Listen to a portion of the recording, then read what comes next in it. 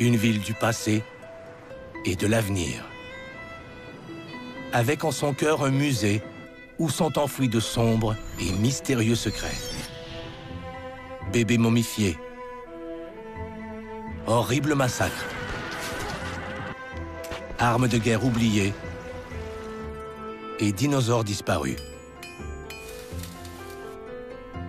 Des secrets qui échappent au regard des visiteurs du Musée royal de l'Ontario.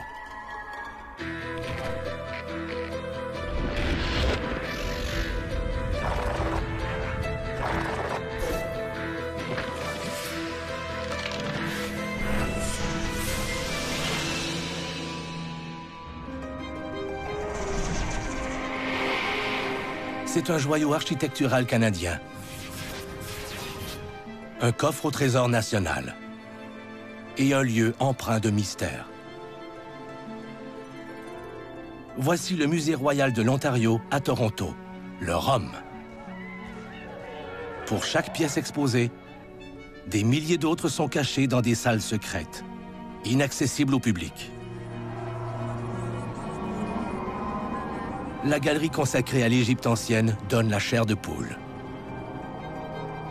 La présence de fantômes y est palpable.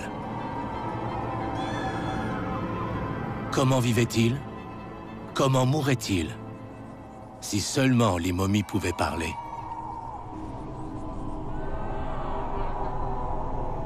Dans une pièce sombre sous les galeries publiques, elles se racontent à leur façon. Ici, elles chuchotent leurs histoires aux oreilles de l'égyptologue Gail Gibson et du bioarchéologue Andrew Nelson, et leur confient que les momies n'étaient pas toutes des pharaons et des princes. On croit souvent qu'elles étaient réservées à l'élite et que seuls les riches pouvaient se permettre la momification. Ce n'est pas tout à fait vrai. En fait, les gens souhaitaient offrir ce qu'il y avait de mieux à leurs proches, peu importe leur classe sociale.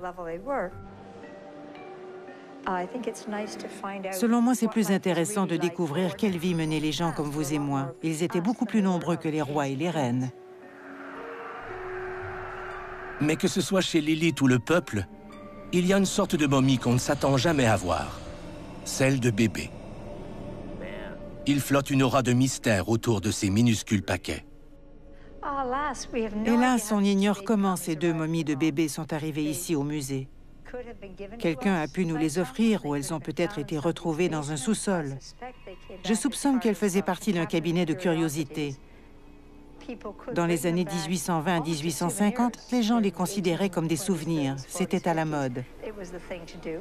Un tel a acheté une momie, moi aussi je vais en acheter une. À l'époque, les momies suscitaient un véritable engouement. À l'apogée de cette tendance, il y a plus d'un siècle, les collectionneurs exposaient leurs acquisitions dans leur maison et ils invitaient leurs amis à des fêtes morbides où ils les déballaient. Aujourd'hui, archéologues et égyptologues sont plus respectueux envers les secrets des défunts, surtout lorsqu'il s'agit de momies de jeunes enfants. Il faut avoir de la considération. Ce sont des bébés humains. C'est une question de solidarité humaine. On essaie de comprendre ce qu'est l'humanité. Ces momies sont nous, à une autre époque. Grâce aux outils de l'archéologie judiciaire moderne, Andrew et Gail espèrent en apprendre davantage au sujet de ces enfants. Les restes momifiés du premier bébé sont en mauvais état. Andrew soupçonne que le petit cadavre a été exhumé lors d'un pillage. D'après moi, il a été sorti à la hâte de la tombe. C'est incroyable.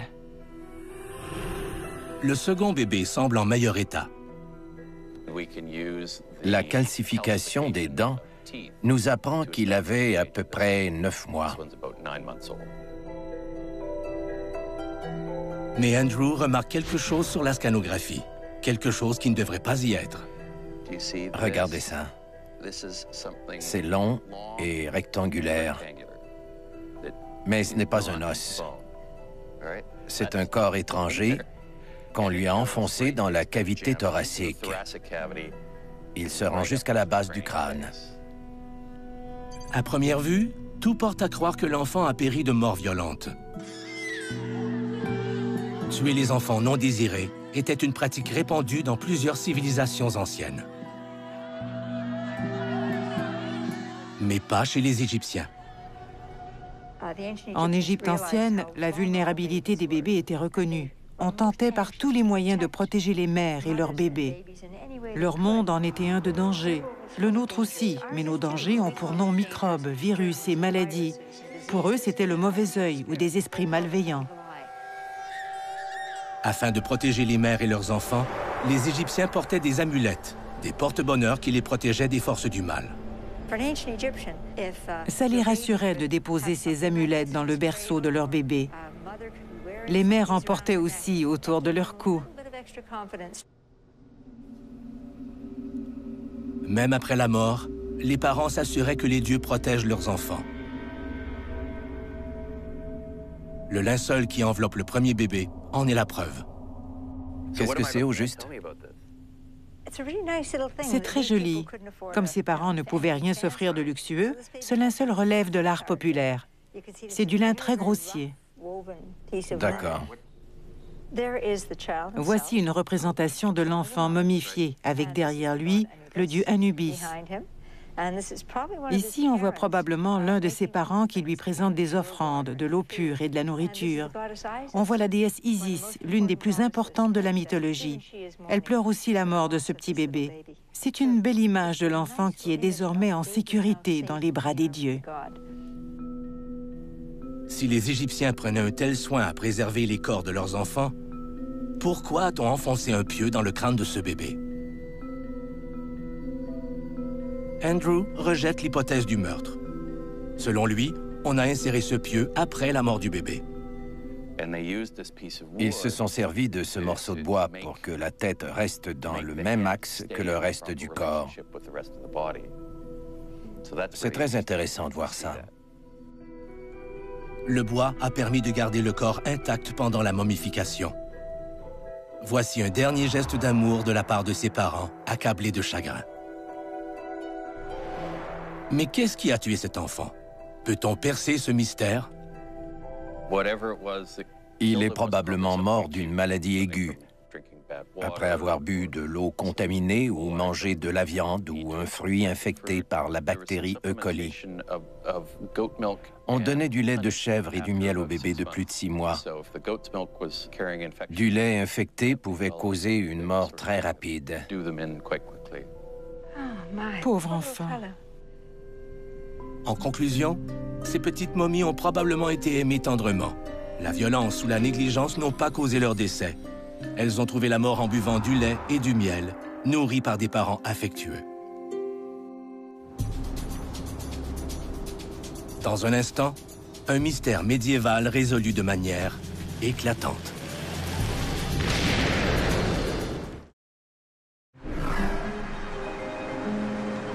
Un trésor de musée semble encore plus précieux quand il est unique. Mais le Musée royal de l'Ontario recèle des dizaines de milliers de trésors. La plupart d'entre eux sont catalogués avec précision. Mais certaines pièces et leur signification demeurent un secret bien gardé. Ces objets comptent parmi les mystères de l'archéologie du Moyen-Orient de l'époque médiévale. Ils ont été découverts sur des sites archéologiques d'Égypte, de Syrie et d'Iran et ils datent du XIIe ou du XIIIe siècle. Même les experts des plus grands musées du monde sont incapables d'identifier ces mystérieux objets. Voilà un autre secret de musée. Ce n'étaient pas de simples récipients. Ils avaient une fonction énigmatique qu'on ignore encore aujourd'hui. Rob Mason espère élucider le mystère une fois pour toutes. Il n'est pas question de risquer de briser un artefact vieux de 800 ans, bien sûr. Donc, on en a fabriqué des copies. 2 hypothèses sont plausibles. La première veut que cet objet soit la base d'une pipe à eau, qu'on appelle un narguilé, qui servait à fumer du hashish à l'époque. Cette théorie ne sera pas vérifiée au musée, mais plutôt ici, au Hot Box Café and Rotorama. Avec votre expérience, pouvez-vous en faire l'essai et me dire si ça peut servir à fumer? Je ne vous prêterai pas celui fabriqué en l'an 1200, mais celui-ci, fait la semaine dernière.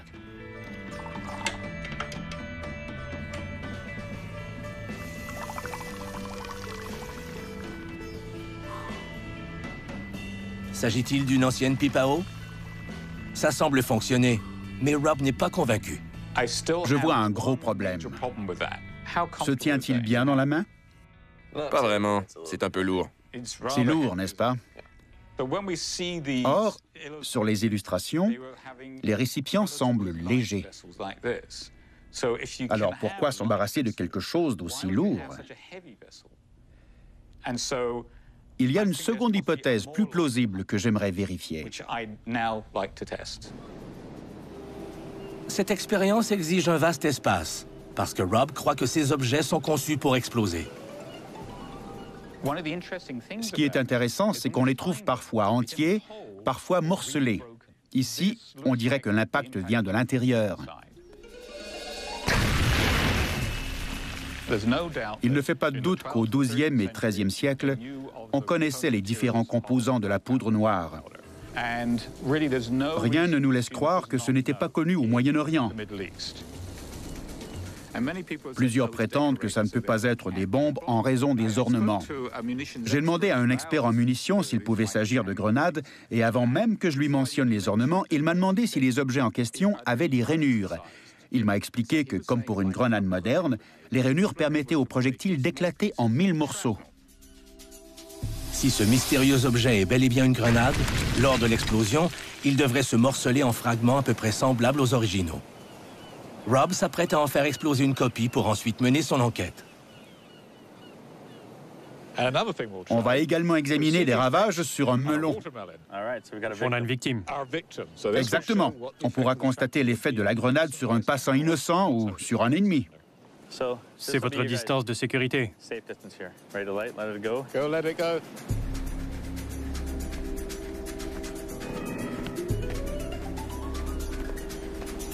Okay, lighting.